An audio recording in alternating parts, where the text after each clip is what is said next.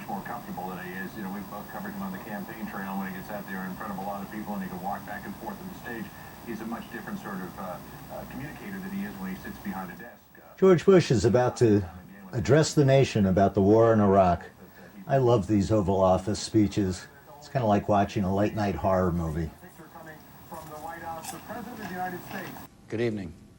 In the life of all free nations, there come moments that decide the direction of a country and reveal the character of its people.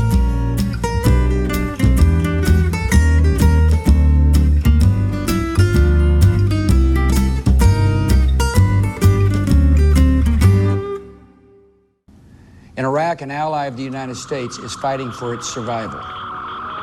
Terrorists and extremists who are at war with us around the world are seeking to topple Iraq's government, dominate the region, and attack us here at home. Wait a minute. Somebody seeking to topple Iraq's government and dominate the region? Didn't we already do that? Wasn't that what this war is all about? Dominating the region? Securing the oil supplies? Come on, George. Many schools and markets are reopening. Citizens are coming forward with vital intelligence. Sectarian killings are down, and ordinary life is beginning to return.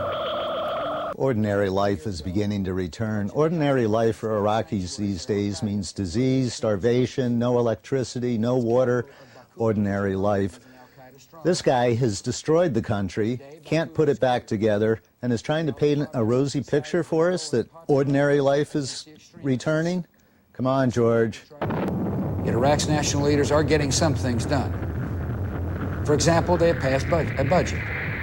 They're sharing oil revenues with the provinces. They are allowing former Baathists to rejoin Iraq's military or receive government pensions. What is this about passing a budget and sharing oil revenues? That's not working. They still haven't passed an oil law, and George has been complaining about that himself.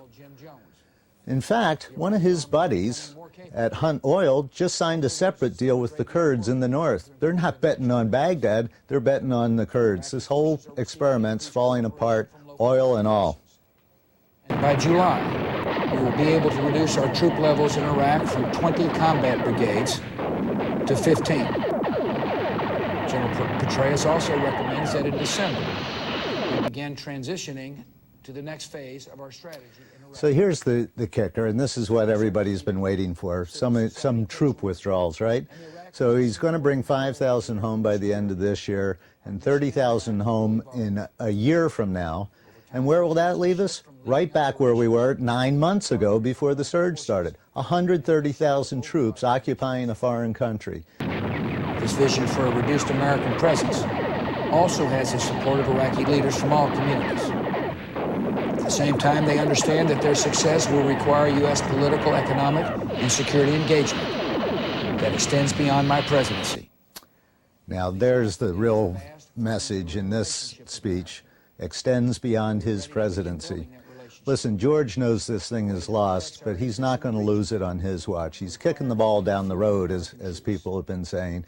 Going to leave it for the next president, most likely a Democratic president, to get us out of this mess, be blamed for losing Iraq, so that the Republicans can get back in 4 years from now. Remember, Orwell said war is peace. Well, this is just what he was talking about.